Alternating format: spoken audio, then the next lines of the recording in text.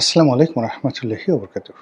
সম্মানিত দর্শক, আপনারা লক্ষ্য করেছেন কিনা জানি না, সাম্প্রতিক সময় আওয়ামী লীগ জমানার বেশ কিছু আমলা তারা দীর্ঘদিন চুপচাপ থাকার পর আবার বেশ সরব হয়ে গেছেন। যেমন ধরুন, সিভিল সার্ভিসে যারা ছিলেন তাদের মধ্যে প্রধানমন্ত্রীর মুখ্য সচিব রূপে যিনি সবচেয়ে আলোচিত, সবচেয়ে সমালোচিত এবং পুরো সিভিল সার্ভিসটিকে যিনি ডমিনেট করতেন, সেই মিস্টার কাই কাউস। সাম্প্রতিক সময় তিনি এসে সাক্ষাৎকার দিচ্ছেন, কথাবার্তা বলছেন এবং বেশ বোল্ডলি, স্মার্টলি, অনেকটা আত্মবিশ্বাস নিয়ে তিনি যে সকল কথাবার্তা বলছেন, তাতে মনে হচ্ছে যে তিনি হয়তো আবার তার হারানো মসনদ ফিরে পাওয়ার ঘ্রাণ পাচ্ছেন। সিভিল সার্ভিসে কায়কাউস সাহেবের মতো অন্য যারা দেশে আছেন, দেশের বাইরে আছেন, এমনকি জেলখানার মধ্যে আছেন, পুলিশ বাহিনীতে যারা আছেন, তারা সবাই সাম্প্রতিক গত ১-১.৫ মাসে ভীষণ রকম তৎপর হয়ে পড়েছেন। বিশেষ করে আওয়ামী লীগ জমানার সবচেয়ে আলোচিত পুলিশ কর্মকর্তা, যেমন ধরেন বিপ্লব ছিল, তারপর মেহেদী ছিল, হারুন ছিল। তো তাদের আবার এক ধরনের যাকে বলা হয় সুনাম, সুখ্যাতি, কুখ্যাতি ছিল বিভিন্নভাবে। আমি ইন ডিটেলস আপনারা জানেন সবাই। আবার ধরুন বেনজির সাহেব ছিলেন, আইজি শহীদুল হক সাহেব ছিলেন, তারপরে জাভেদ পাটোয়ারি ছিলেন, শুধুমাত্র হাসান মাহমুদ খন্দকার তিনি একদম চুপচাপ গোপনে, ওরকম কোনো সাথেও নাই, পাশেও নাই, এই একজন মানুষ ছাড়া আর সবাই মোটামুটি বেশ ভোকাল ছিলেন। তো তাদের একটা গ্রুপ, এর মধ্যে এই গ্রুপটির প্রায় সবাই জেলে আছেন, কয়েকজন পালিয়ে আছেন, আর অন্যরা গা ঢাকা দিয়ে আছেন, চুপচাপ হয়ে আছেন। কিন্তু পুরো ২০০৭ থেকে একেবারে ২৪ পর্যন্ত যারা আইজি ছিলেন সবাই আওয়ামী লীগের একেবারে ব্রুট, যাকে বলা হয় সমর্থক। তো তাদের সবারই থানা লেভেলে, সাব ইন্সপেক্টর থেকে শুরু করে কনস্টেবল লেভেলে হাজার হাজার ভক্ত রয়েছে, প্রত্যেকটা আইজির, ডিআইজির, এবং যে সকল কর্মকর্তারা চাকরিচ্যুত হয়েছেন, যেমন ধরেন ঢাকার ডিআইজি ছিল নুরুল, তারপরে চট্টগ্রামের ডিআইজি ছিলেন আনোয়ার, তারপর হারুন ডিআইজি হয়েছিলেন, বিপ্লব, তারপরে মেহেদী এরা এডিশনাল ডিআইজি হয়েছিলেন সম্ভবত।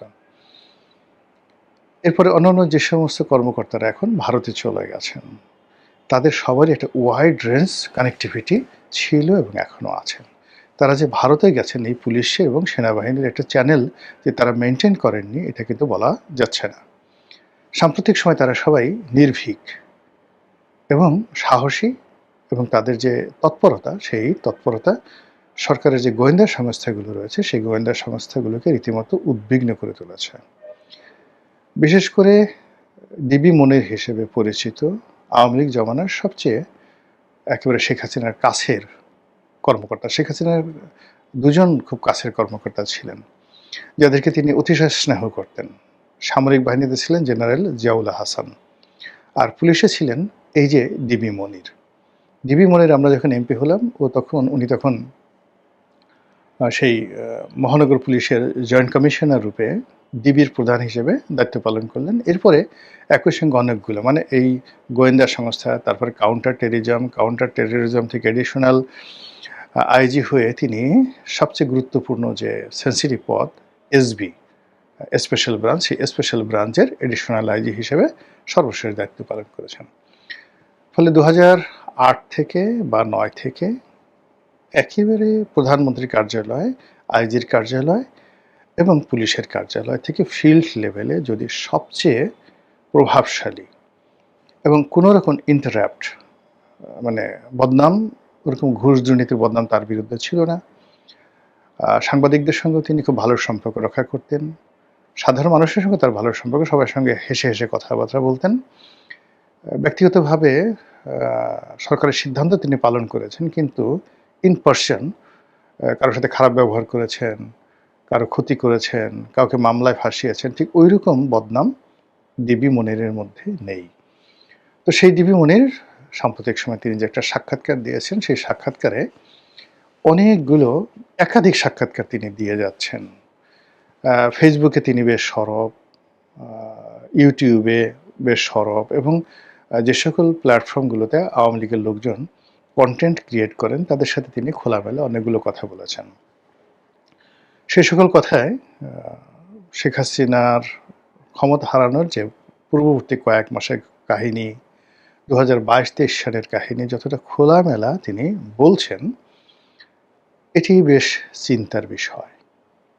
তিনি বেশ দৃঢ়তার সঙ্গে যে কথাগুলো বলছেন যে এখন যে সময় বিরাজ করছে সেই সময়ে আসলে সরকারের পক্ষে মেজর কোনো অপারেশনে বা যেটাকে বলা হয় কমব্যাট অপারেশন, এই কমব্যাট অপারেশনে পুলিশ সরকারের জন্য ঝুঁকি নেবে না। তাদের অনেক অভিমান আছে, তাদের কষ্ট আছে, তাদের বেদনা আছে এবং সবচেয়ে ডেঞ্জারাস যে বক্তব্য তিনি বলেছেন যে পুলিশের অনেকের সঙ্গে তার যোগাযোগ রয়েছে, সেই যোগাযোগের প্রেক্ষিতে তিনি শতভাগ নিশ্চিত যে যদি সত্যিকার অর্থে এরকম কোনো পরিস্থিতি তৈরি হয়, সেই পরিস্থিতিতে পুলিশ কোনো অবস্থাতেই সরকারের পক্ষে গুলি ছুড়বে না। অন্যদিকে সেনাবাহিনী তো প্রশ্নই আসে না। সেনাবাহিনী গত 2 বছর ধরে শুধুমাত্র তাদের অস্তিত্ব বজায় রাখার চেষ্টা করেছে যেন ক্যান্টনমেন্টে আক্রমণ না হয়। কোনো সামরিক কর্তাকে যেন পাবলিক সেই পুলিশ কর্তাদের মতো লাঞ্ছিত না করে। এই জিনিসটিকে তারা সংরক্ষণ করার জন্য প্রাণান্ত চেষ্টা তারা করে যাচ্ছে। তো এই যে শেখ হাসিনা ডিসেম্বর মাসে আসবেন, আওয়ামী লীগের বিভিন্ন জায়গাতে মিছিল হচ্ছে, ভারত তারেক রহমান সাহেবকে বাংলাদেশ থেকে দিল্লিতে নেওয়ার জন্য মরিয়া হয়ে গেছে।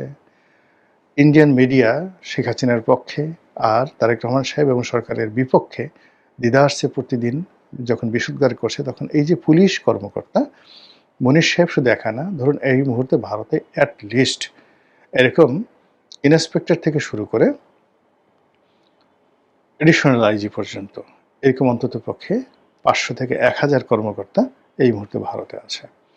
তো তারা সেখানে ভারতে বসে দিল্লির লাড্ডু খাচ্ছেন না, চটপটি খাচ্ছেন না, কিংবা পত্নীতলাতে গিয়ে আড্ডা মারছেন না বা শান্তিনিকেতনে গিয়ে তারা রবীন্দ্রসঙ্গীত চর্চা করছেন না। তারা যে কাজগুলো করছে সেটা হলো দেশের মধ্যে একটা অস্থিরতা তৈরি করা, আওয়ামী লীগের পক্ষে একটা ন্যারেটিভ তৈরি করা এবং সরকারকে রাষ্ট্রীয় অস্ত্র ব্যবহার করে রাষ্ট্রীয় যে শৃঙ্খলা রয়েছে, রাষ্ট্রীয় যে শক্তিগুলো রয়েছে, বাহিনীগুলো রয়েছে, তাদের মধ্যে বিভেদ এবং বিসংবাদ সৃষ্টি করে, কখনো ভয় দেখিয়ে, কখনো আশ্বাস দেখিয়ে তাদেরকে অনেককে নিউট্রাল করা, অনেককে পক্ষে নেওয়া এবং অনেককে দিয়ে অনেক কাজ নিজেদের পছন্দ মতো করিয়ে নেওয়ার যে চেষ্টা তারা করে যাচ্ছে, তাতে যদি মাত্র 1% তারা সফল হন, এটা সামাল দেওয়ার অবস্থা সরকারের নেই। একইভাবে আপনি চিন্তা করেন জুডিশিয়ারিতে যে সমস্ত বিচারকদেরকে গদিচ্যুত করা হয়েছে, যে সকল উকিল, বিখ্যাত উকিল যাদের হাজার হাজার মামলা রয়েছে, কেস রয়েছে এবং সুপ্রিম কোর্টে যারা গত 17 বছর ধরে একচেটিয়া আধিপত্য দেখিয়েছেন, তারা সবাই কোটিপতি, কেউ কেউ শত শত কোটি টাকার মালিক। এদের নিয়ন্ত্রণাধীন নিম্ন আদালতের হাজার হাজার উকিল, শত শত বিচারক যাদেরকে চাকরিচ্যুত করা হয়েছে, যাদেরকে প্রেসারে রাখা হয়েছে, সব মিলিয়ে বিচার বিভাগটিকেও এরা বলতে গেলে কলাপস করে রেখেছে। এবং সেখানে কোনো অবস্থাতেই সরকার যে পলিসি নিচ্ছে, এখানে ধরো মারো কাটো বদলি করো, নতুন লোক নিয়োগ দাও, এতে মানে কিছু টাকা পয়সা রোজগার হচ্ছে, দাপট দেখানো যাচ্ছে, কিন্তু জনগণের যে দুর্ভোগ এটা বাড়ছে এবং ধীরে ধীরে এটা রীতিমতো জনরোষে পরিণত হচ্ছে। বিচারাঙ্গন থেকে পুলিশ গেল, বিচারাঙ্গন থেকে এই অবস্থা তৈরি হয়েছে। এরপর আপনি মিলিটারি কথা আসেন। এখন মিলিটারি অপারেশনসে শেখ হাসিনা জমানাতে যারা সেনাপ্রধান ছিলেন তারা এখন কোথায় আছেন? এদের মধ্যে বেশ কয়েকজন সেনাপ্রধান বেশ ইফেক্টিভ ছিলেন, বিশেষ করে জেনারেল আজিজ। জেনারেল আজিজ, কেউ তাকে মোটা আজিজ বলেন, কেউ তাকে নানা কথাবার্তা বলেন, কিন্তু যারা জেনারেল আজিজের সম্পর্কে জানেন, he is a man among the military, যে খুব অল্প সময়ের মধ্যে সিদ্ধান্ত দেওয়া এবং খুব অল্প সময়ের মধ্যে আপনি তার কাছে গিয়ে একটা কথা বলবেন, সেটা বোঝা এবং বুঝে সিদ্ধান্ত গ্রহণ করা। আমি সেনাবাহিনীতে তার মতো আর কাউকে দেখিনি। এরশাদের ৮৬ সন থেকে আমি সেনাপ্রধানদেরকে দেখে আসছি। কিন্তু জেনারেল আজিজের মতো এত দ্রুত সিদ্ধান্ত নিতে পারেন এবং সেই সিদ্ধান্ত বাস্তবায়ন করতে পারেন এবং আপনাকে সাহায্য করবেন বা করবেন না, এটা ১ মিনিটে তিনি বলে দিতে পারেন। এই আমলাতান্ত্রিক জটিলতাবিহীন একজন সেনাপ্রধান এখন সিমেন্টেড হয়ে আছেন শেখ হাসিনার পক্ষে। দ্বিতীয়ত হলো জেনারেল আজিজের আরেকটা গুণ আছে আজিজ এবং তার পরিবারের জন্য। They have a very good bondage. যেমন আইজি বেনজির।